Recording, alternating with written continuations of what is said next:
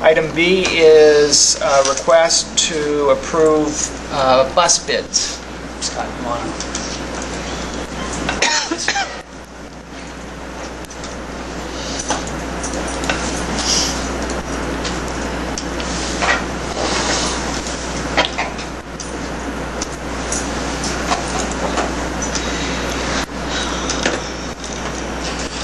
Mr. Moody went out for bus bids this year. As always, each year you approve X amount of dollars for the purchase of buses in the budget, and again this year you approved a dollar amount to purchase 3 buses. As we went out for bids, we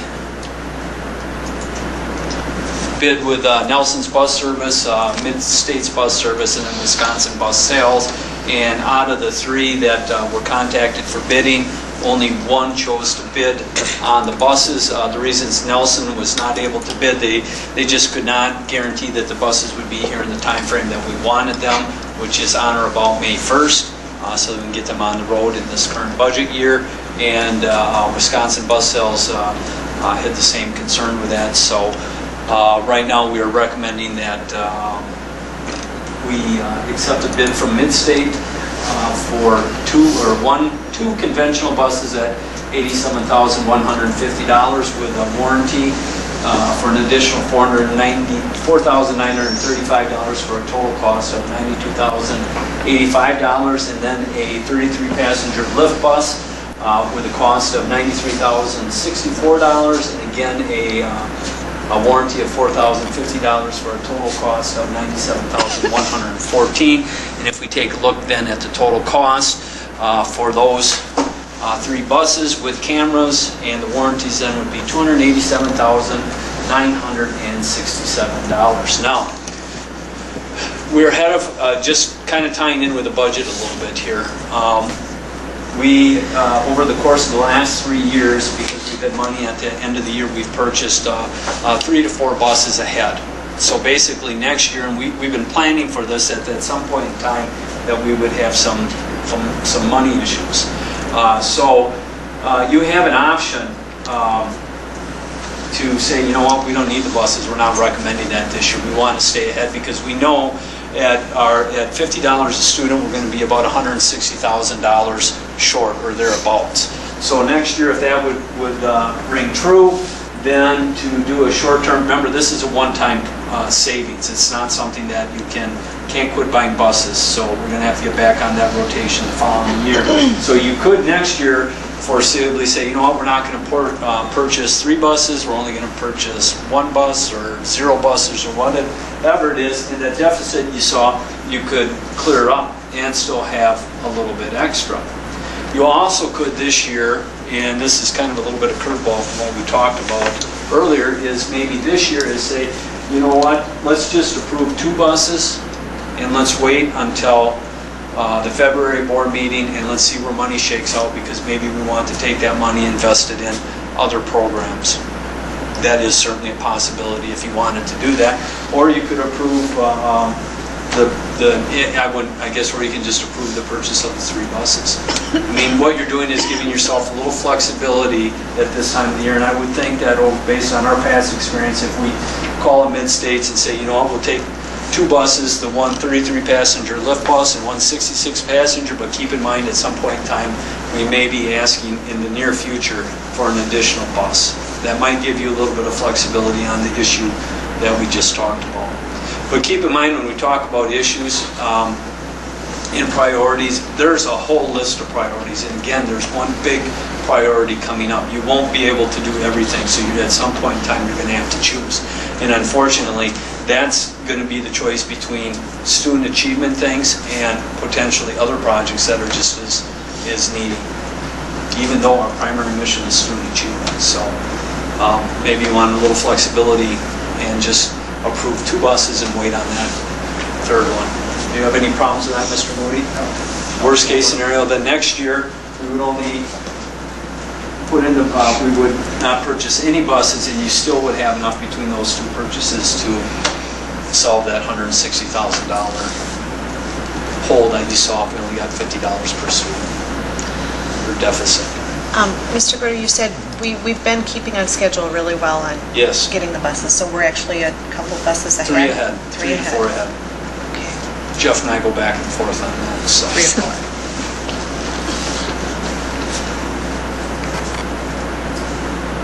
And again, with the knowledge, much like those Microsoft dollars that we had, and we've kind of committed those dollars, but because we've had a lot of these one-time revenues, so we knew this was going to catch up to us.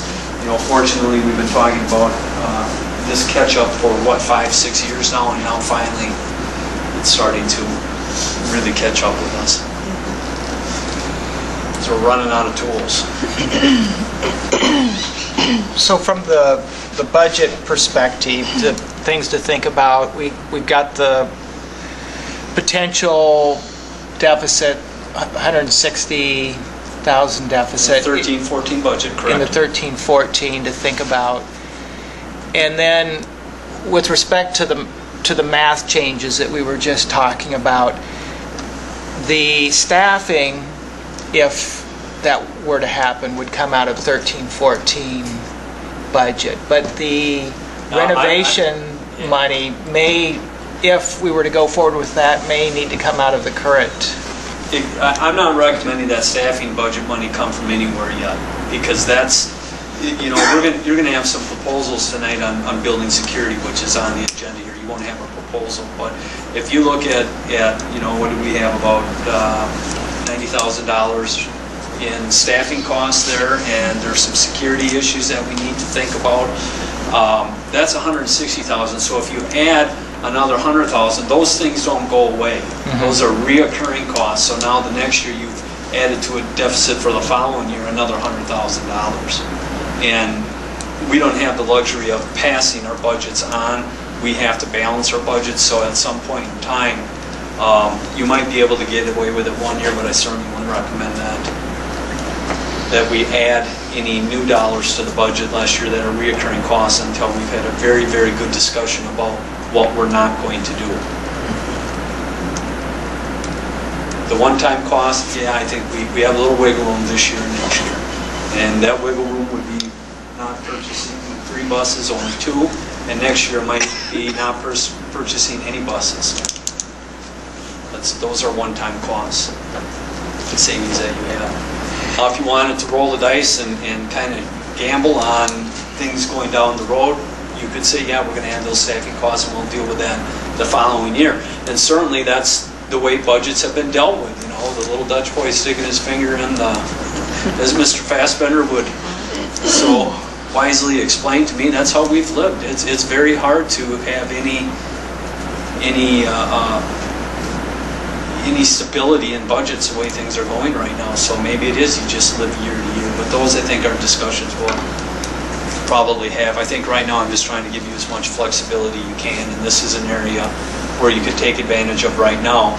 Not necessarily dedicating that money for that project, but dedicating that money to say, you know what, we got a lot of other things we need to think about. Maybe now is a good time to build some flexibility in before we just commit to 3 buses. And go ahead. I was just going to say, Mr. McMullen, the district's been pretty committed to not laying off staff members, but using attrition, and anytime we have a retirement, looking at that position and saying, can it be modified? Do we need it? So, we don't know what the retirements are for this coming year, but I can assure you that every one of those positions will be looked at administratively in terms of if there can be adjustments made to it, if it's needed to, deal with the positions that Mr. Hay has suggested as well. Or any other positions. I would like to make a motion that we approve purchasing 2 buses right now through, is it Midwest? Mid-States. Mid-States. So that we do have a little flexibility with the option, I guess, purchasing the 2 buses for now. And which 2 buses? 33 passenger lift bus and 66 passenger regular bus. To just give us some flexibility. And also just the 2 cameras and 2 radios to go Right. to a company. And I would second Okay, so we have a A motion. 65 passenger bus. 165. We have a motion and a second to purchase 2 of the buses as presented, one being a 65-passenger bus and the other the 33-passenger lift bus with 2 cameras and 2 radios. Do you want to give me a figure? Yep, I'll give you that.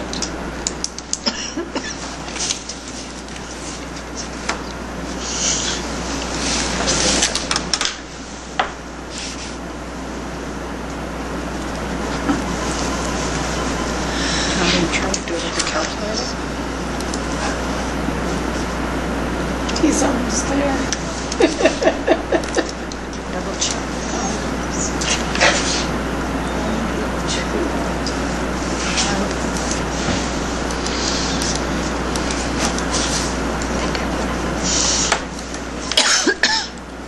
Is that your guess? That's my guess. Deb's already there. Kelly's finance people doing their little calculations. Okay, Deb, you go first. 193,761 total with the 8 radios and the camera, 2 buses.